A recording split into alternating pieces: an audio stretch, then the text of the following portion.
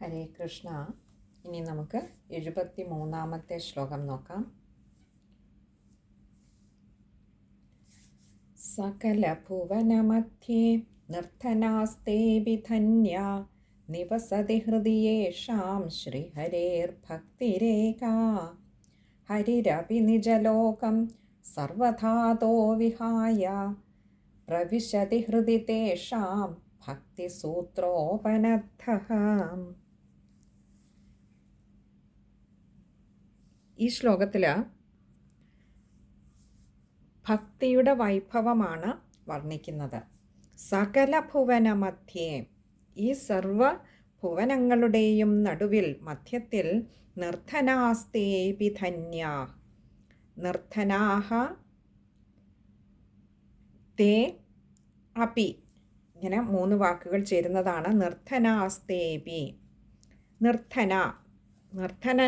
നിർധനരാണെങ്കിലും വലിയ സാമ്പത്തിക ശേഷി ഇല്ലെങ്കിലും, ഇവിടെ നമ്മൾ പൊതുവെ സാമ്പത്തികത്തിൻ്റെ ഭൗതികമായ സൗകര്യങ്ങളുടെ അല്ലെങ്കിൽ ഐശ്വര്യങ്ങളുടെയൊക്കെ ഒരു അടിസ്ഥാനത്തിലാണ് നമുക്കറിയാം നമ്മൾ നിർധനരെന്നും ധനവാനെന്നുമൊക്കെ വിലയിരുത്തുന്നത്. അതുകൊണ്ട് തന്നെ ഇവിടെ നിർധന എന്നുള്ള വാക്കിന് ഭൗതികമായ സാമ്പത്തിക മികവ് ഇല്ലാത്തവർ, അങ്ങനെയുള്ള നിർധനന്മാർ, തേ അപി, അവർ, തേ എന്ന് പറഞ്ഞാൽ അവർ, അപി എങ്കിലും, അപ്പോൾ അവർ അങ്ങനെ നിർധനന്മാരായിരുന്നാൽ പോലും ധന്യ, അവർ ധന്യന്മാരാകുന്നു. എപ്പോൾ? നിവസതി ഹൃദിയേഷാം ശ്രീഹരേർ ഭക്തിരേക. നിവസതി, വസിക്കുന്നുവോ? ആര്? ആ ഭക്തിദേവി എപ്പോൾ വസിക്കുന്നു? എവിടെ? ഹൃദയത്തിൽ. യേഷാം, യേഷാം എന്നാൽ യാതൊരുത്തരുടെ ഹൃദയത്തിൽ ഭക്തിദേവി വസിക്കുന്നുവോ അവർ നിർധനരായിരുന്നാൽ പോലും ശ്രീഹരേർ ഭക്തിരേക, ശ്രീഹരേഹേ ഭക്തി ഏക, ഇങ്ങനെ 3 വാക്കുകൾ ചേരുന്നതാണ് ശ്രീഹരേർ ഭക്തിരേക. ശ്രീഹരേ, ശ്രീഹരിയുടെ പേരിൽ ഭക്തി എന്ന് പറഞ്ഞാൽ ഭക്തി, ഏക എന്ന് പറഞ്ഞാൽ ആ ഏകയായ, അതുമാത്രം, വേറെ എല്ലാം കൊണ്ടും നമുക്ക് ദാരിദ്ര്യമായിക്കോട്ടെ, നമുക്ക് മറ്റെല്ലാ തരത്തിലുമുള്ള ദാരിദ്ര്യം അനുഭവിക്കുമ്പോഴും ആ ഭക്തി ഒന്നിൻ്റെ നിറവ് ഉള്ളിലുണ്ടായിരുന്നാൽ അവർ ലോകത്തിലേക്കും വെച്ച് ശ്രേഷ്ഠന്മാരാണ്. പുറമേ ദരിദ്രരാണെങ്കിലും ഉള്ളുകൊണ്ട്, അങ്ങനെയുള്ളവരൊക്കെ ഉള്ളിൽ ഭക്തി നിറഞ്ഞു നിൽക്കുന്നവർക്ക് ആ ഭക്തി, ആ ശ്രീഹരി ഭഗവാനോടുള്ള ഭക്തി ഉള്ളിൽ നന്നേ തുളുമ്പി നിൽക്കുന്നവർക്ക് പുറമേ എത്ര ദാരിദ്ര്യമായിരുന്നാലും ഉള്ളുകൊണ്ടവർ ധന്യരാണ്, നിറഞ്ഞവരാണ്, ധനികരാണ് ഉള്ളുകൊണ്ട്. എന്നിട്ട് പറയുകയാണ് ഹരിരപി നിജലോകം സർവധാതോ വിഹായ. ഹരിരപി, ഹരി അപിയാണ് ഹരിരപി. ഈ ശ്രീഹരി ഭഗവാനും നിജലോകം, തൻ്റെ ധാമത്തിലേക്ക്, തൻ്റെ ലോകത്തിലേക്ക് സർവധാതോ വിഹായ,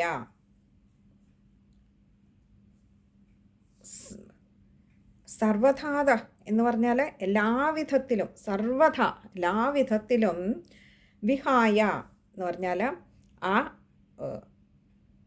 തൻ്റെ ഈ ലോകത്തെ ഉപേക്ഷിച്ചിട്ട്, അതായത് ഭഗവാന്റെ സ്വധാമത്തെ പോലും ഉപേക്ഷിച്ചിട്ട്, ആ ഭഗവാൻ പോലും അങ്ങനെ പ്രവിശതി ഹൃദി തേഷാം, പ്രവിശതി എന്ന് പറഞ്ഞാൽ പ്രവേശിക്കുന്നു, ഹൃദയത്തിൽ, ആരുടെ? തേഷാം, അവരുടെ ഹൃദയത്തിൽ പ്രവേശിക്കുന്നു.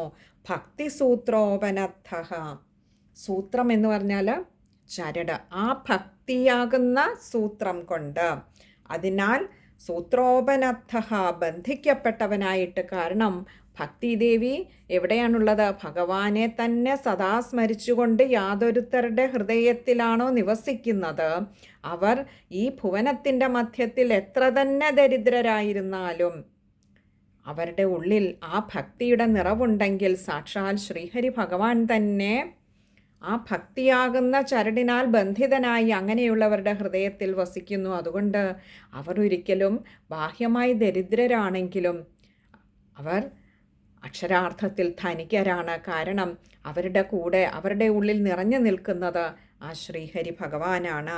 ഭഗവാനാകട്ടെ ഭക്തി എവിടെയുണ്ടോ അവിടെ നിന്നും വിട്ടു നിൽക്കാനും സാധ്യമല്ല. ഇതിന് നമുക്ക് ഏറ്റവും നല്ലൊരു ഉദാഹരണം നമുക്ക് ഈ ശ്രീമദ് ഭാഗവതത്തിൽ തന്നെ കാണാം. കുചേലോപാഖ്യാനത്തിൽ കുചേലൻ നമ്മുടെയൊക്കെ കാഴ്ചപ്പാടനുസരിച്ച് ദരിദ്രനായിരുന്നു, അല്ലേ? അഷ്ടിക്ക് വകയില്ലാത്ത ഇല്ലത്തെ ബ്രാഹ്മണനായിരുന്നു കുചേലൻ എന്ന് പറയുന്നത്.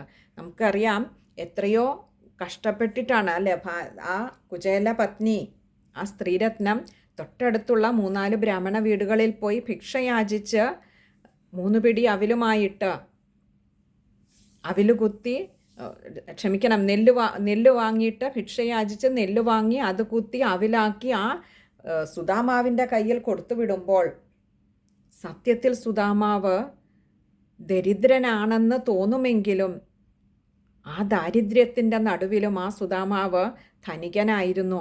കാരണം ഉള്ളു നിറയെ ആ കൃഷ്ണനായിരുന്നു. കൃഷ്ണനെ കാണണമെന്ന ഒറ്റ ആഗ്രഹത്തിലാണ് പോകുന്നത്. ഒന്നും അപേക്ഷിക്കാനല്ല കുചേലൻ്റെ ആ പോക്ക്. തൻ്റെ പത്നി അങ്ങനെ ഒരു ആവശ്യം ഉന്നയിച്ചപ്പോഴും കുചേലൻ്റെ ഉള്ളിൽ തോന്നിയ സന്തോഷം എത്രയോ കാലങ്ങളായി ആഗ്രഹിക്കുന്നതാണ് തൻ്റെ ആ സതീർത്ഥ്യനെ ഒന്ന് കൺകുളിർക്കെ കാണണമെന്ന്. ഇപ്പോൾ അതിനുള്ള അവസരം വന്നിരിക്കുന്നു. പക്ഷെ താൻ ചെന്നാൽ തന്നെ തിരിച്ചറിയുമോ എന്നുള്ള ഒരു സന്ദേഹമേ ഉണ്ടായിരുന്നുള്ളൂ. അല്ലാതെ ഒന്നും ആവശ്യപ്പെടാൻ വേണ്ടിയിട്ടായിരുന്നില്ല കുചേലൻ്റെ ആ യാത്ര.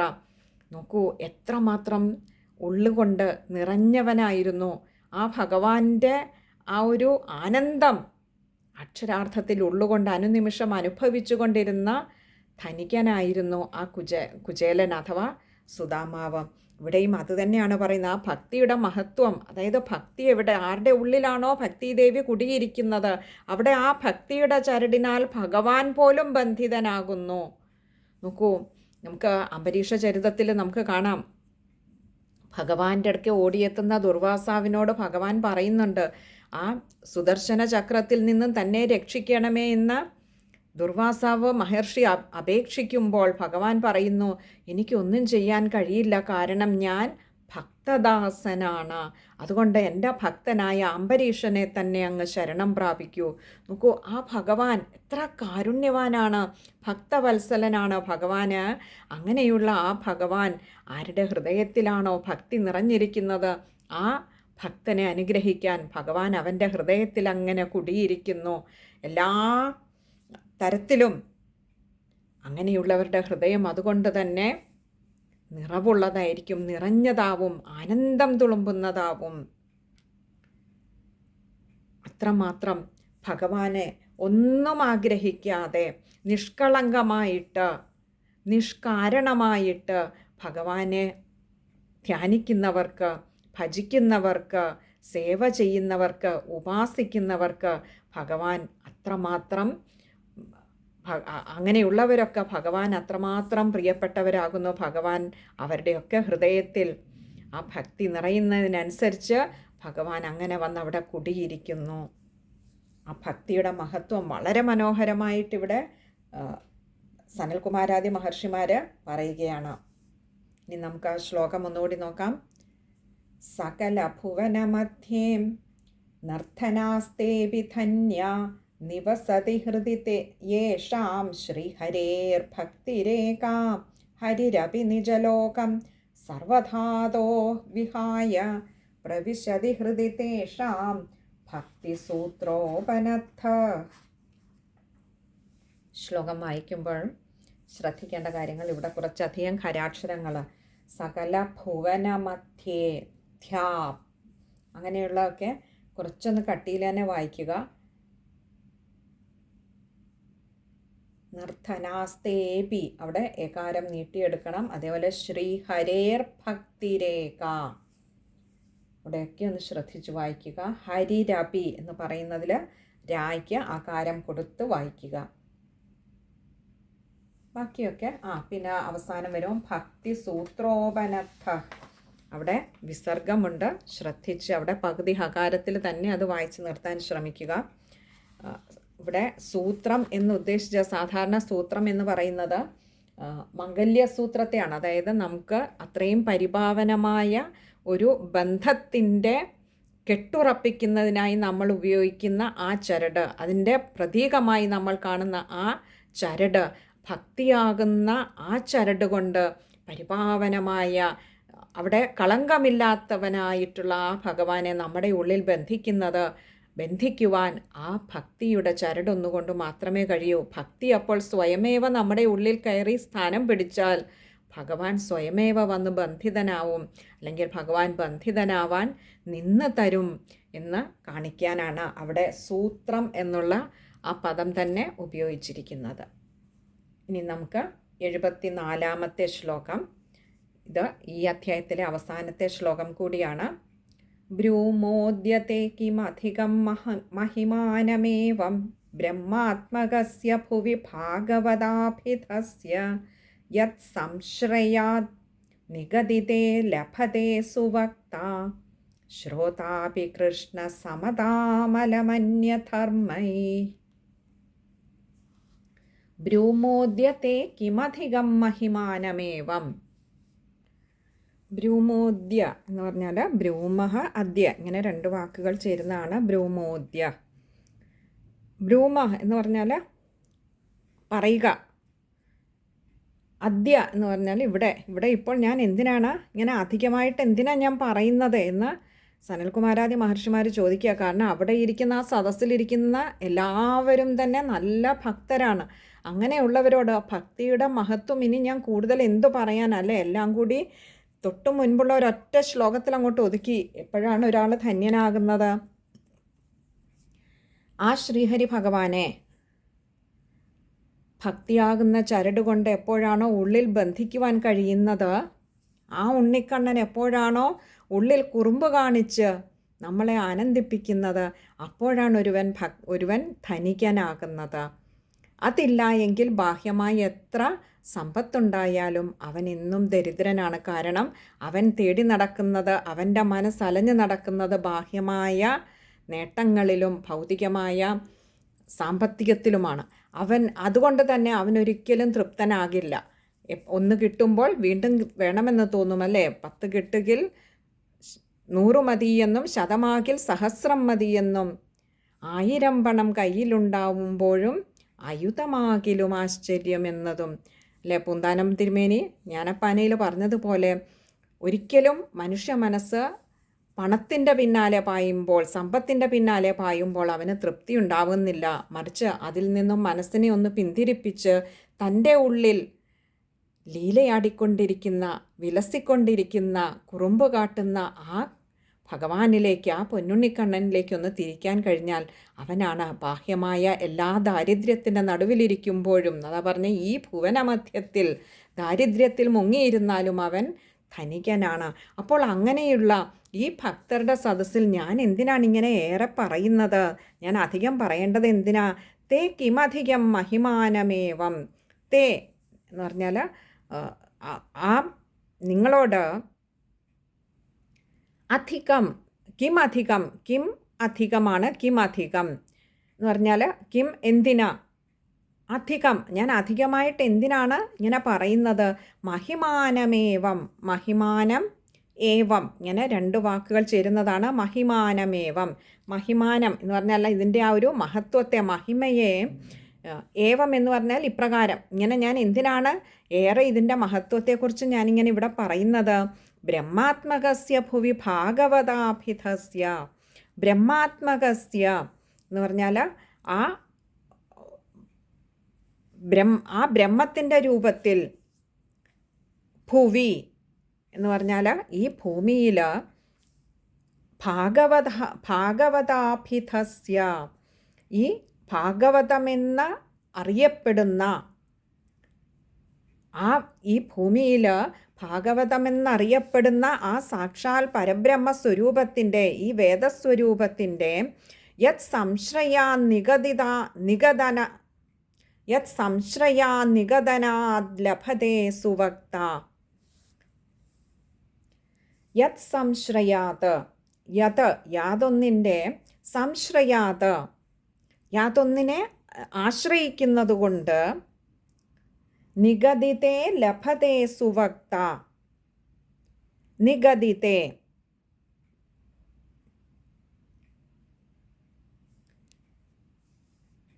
എന്ന് പറഞ്ഞാൽ നമ്മളതിനെ ഉച്ചാരണം ചെയ്യുന്നതുകൊണ്ട്, പാരായണം ചെയ്യുന്നത് കൊണ്ട് ഇവിടെ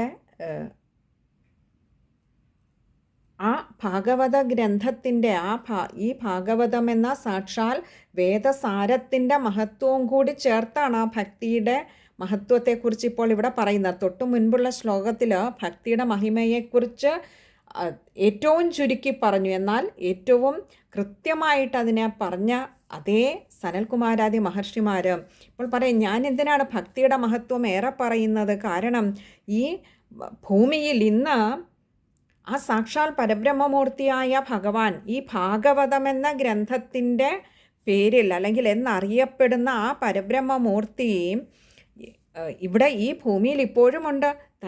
അങ്ങനെയുള്ള അതിന് കാരണം അത് പറഞ്ഞ എന്തുകൊണ്ടാണ്? യാതൊന്നിനെ ആശ്രയിച്ചാലാണോ, അല്ലെങ്കിൽ എന്തിനേറെ പാരായണം ചെയ്താൽ, ഉച്ചാരണം ചെയ്താൽ പോലും ലഭതയെ ലഭിക്കുന്നു. സുവക്ത എന്ന് പറഞ്ഞാൽ വളരെ നന്നായി പറയുന്നവനും അഥവാ വളരെ മനോഹരമായിട്ട് ആ ഭാഗവത കഥയെ പറയുന്ന വക്താവിനും അതുപോലെ കഴിഞ്ഞില്ല. ശ്രോതാപി, ഇത് കേൾക്കുന്നവർക്കും ഇത് ശ്രവിക്കുന്നവർക്കും കൃഷ്ണസമതാമലമന്യധർമ്മൈ,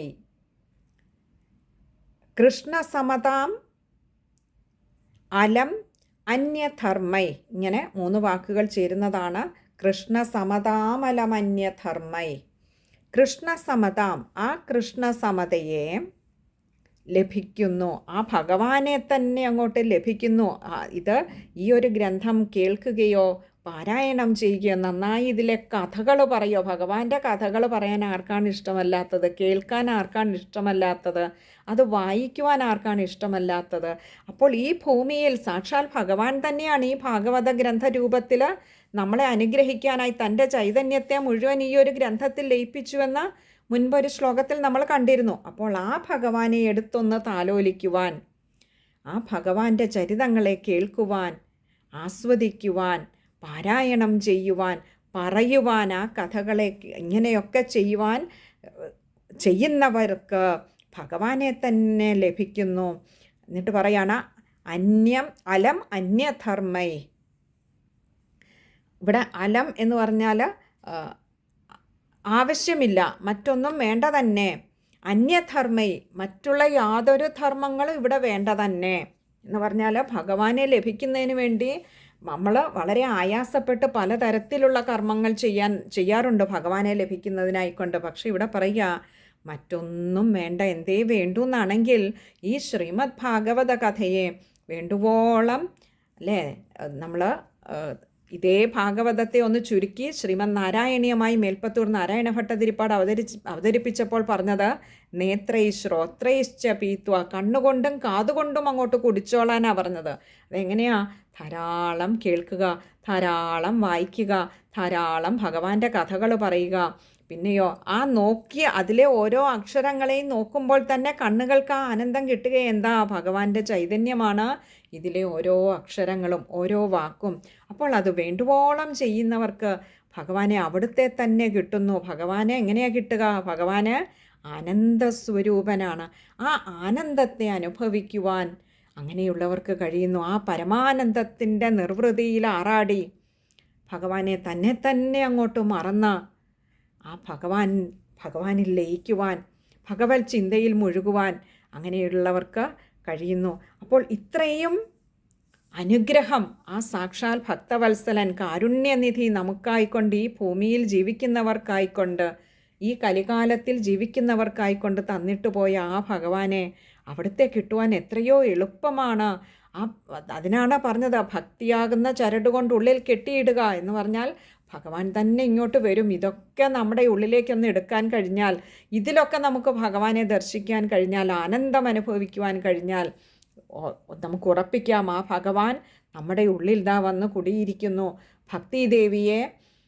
ഭക്തിദേവിയിലൂടെ നമ്മുടെ ഉള്ളിൽ ഭഗവാനും സ്ഥാനമുറപ്പിച്ചിരിക്കുന്നു എന്ന് നമുക്ക് ഉറപ്പിക്കാം. കാരണം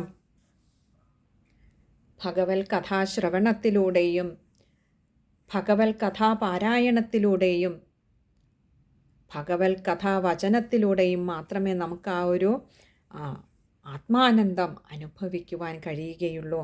അതിന് ഭഗവാനും കാരുണ്യനിധിയായ ഭഗവാനും അതുതന്നെയാണ് ആഗ്രഹിക്കുന്നത്. നമുക്കൊക്കെ അത് അനുഭവിക്കുവാൻ ഇടവരട്ടെ എന്ന് കരുതിയിട്ടാണ് ഭഗവാൻ ഈ ഗ്രന്ഥത്തിൽ ഭഗവാന്റെ ചൈതന്യത്തെ അങ്ങോട്ട് ലയിപ്പിച്ച് നമ്മളെ അനുഗ്രഹിക്കുന്നത്. അതുകൊണ്ട് തന്നെയാണ് ആചാര്യന്മാർ പറയാറുണ്ട്, ഭാഗവത ഗ്രന്ഥം നമ്മൾ വായിക്കുന്നതിന് മുൻപ്, കൈകൊണ്ടെടുക്കുന്നതിന് മുൻപ് ആദ്യം ഗ്രന്ഥത്തെ നമിക്കണം. പിന്നെ ഈ ഗ്രന്ഥം രചിച്ച വ്യാസഭഗവാനെ നമസ്കരിക്കണം. അതിനുശേഷം ഭഗവാനെയും നമസ്കരിച്ച് നമ്മുടെ ഈ ഭാഗവത ചരിതം നമ്മളിലേക്ക് എത്തിക്കാൻ ഏതേതെല്ലാം ഗുരുക്കന്മാരുടെ തിരുവായ്മൊഴികൾ ഉപകാരപ്പെട്ടു അവരുടെയൊക്കെ പാദങ്ങളിൽ വീണ് നമസ്കരിക്കണം, മനസ്സാ സ്മരിച്ചുകൊണ്ട് നമസ്കരിക്കണം. അതിനുശേഷം വേണം ഈ ഭാഗവത ഗ്രന്ഥത്തെ കയ്യിലെടുക്കുന്നതിനും ഒരക്ഷരമെങ്കിലും ഇതിൽ നിന്നും വായിക്കുന്നതിനും. കാരണം ആ ഗുരുക്കന്മാരുടെയും ഭഗവാൻ തന്നെ തൻ്റെ ചൈതന്യത്തെ ലയിപ്പിച്ചു ചേർത്ത ഈ ഗ്രന്ഥത്തെയും വണങ്ങുന്നതിലൂടെ ഭഗവാനെ വണങ്ങുന്നതിന് തുല്യമാണ്. ഭഗവാൻ അപ്പോൾ മാത്രമേ ഇത് വേണ്ട വിധത്തിൽ നമ്മുടെ ഉള്ളിൽ പ്രകാശിപ്പിക്കുകയുള്ളൂ. അപ്പോൾ മാത്രമേ നമുക്ക് ആ പരമാനന്ദത്തെ അനുഭവിച്ചറിയുവാനും കഴിയുകയുള്ളൂ. എല്ലാവർക്കും ഭഗവാന്റെ ആ ഒരു അനുഗ്രഹം എന്നും ഉണ്ടാവട്ടെ. ഈ ഉള്ളവൾക്കും അതിനുള്ള ഒരു കാരുണ്യം ഭഗവാൻ ചൊരിയണമേ എന്ന് പ്രാർത്ഥിക്കുകയാണ്. നമുക്ക് 74-ാമത്തെ ശ്ലോകം ഒന്നുകൂടി നോക്കാം. ബ്രൂമോദ്യത്തെ കിമധികം മഹിമാനമേവം ബ്രഹ്മാത്മകസ്യ ഭുവി ഭാഗവതാഭിധസ്യ യത് സംശ്രയാത് നിഗദിതേ ലഭതേ സുവക്ത ശ്രോതാപി കൃഷ്ണ സമതാമലമന്യധർമ്മൈഃ. ഇതി ശ്രീ പത്മപുരാണേ ഉത്തരഖണ്ഡേ ശ്രീമദ് ഭാഗവത മഹാത്മ്യേ ഭക്തികഷ്ടനിവർത്തനം നാമ തൃതീയോധ്യായഃ. സർവത്ര ഗോവിന്ദനാമസങ്കീർത്തനം. ഗോവിന്ദ ഗോവിന്ദ. അഥ ചതുർത്ഥോധ്യായഃ.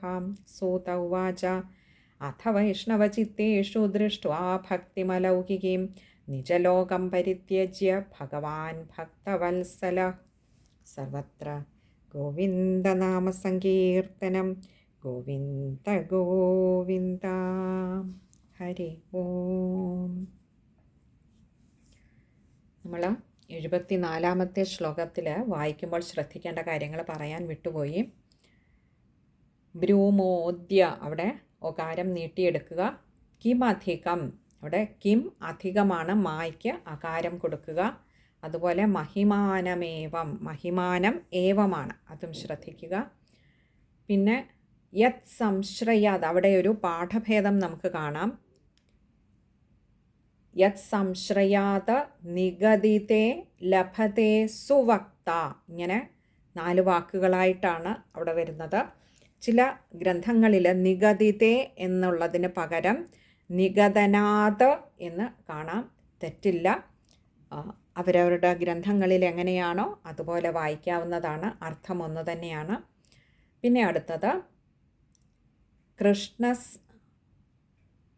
കൃഷ്ണ സമതാം അലമന്യധർമ്മൈ. അവിടെ കൃഷ്ണ സമതാം അലം അന്യധർമ്മയാണ്, അതുകൊണ്ട് 2 മായ്ക്കും. കൃഷ്ണ സമതാമലം, അവിടെ മായ്ക്കകാരം കൊടുക്കുക. കൃഷ്ണ സമതാമലം അന്യധർമ്മൈ, അവിടുത്തെ അടുത്ത മായ്ക്കും അകാരം കൊടുക്കുക. അതുപോലെ അവസാനം വിസർഗമുണ്ട്, അതും പകുതി ഹകാരത്തിൽ വായിച്ചു നിർത്താൻ ശ്രമിക്കുക. ഇത്രയും കാര്യങ്ങളാണ് ഈ ഒരു ശ്ലോകം വായിക്കുമ്പോൾ ശ്രദ്ധിക്കേണ്ടതായിട്ടുള്ളത്. ഇനി നമുക്ക് ഇതിൻ്റെ സമ്പൂർണ്ണ പാരായണമാണ്. അത് അടുത്ത സത്സംഗത്തിൽ നമുക്ക് പാരായണം ചെയ്ത് സമർപ്പിക്കാമെന്ന് കരുതുന്നു. ഹരേ കൃഷ്ണ.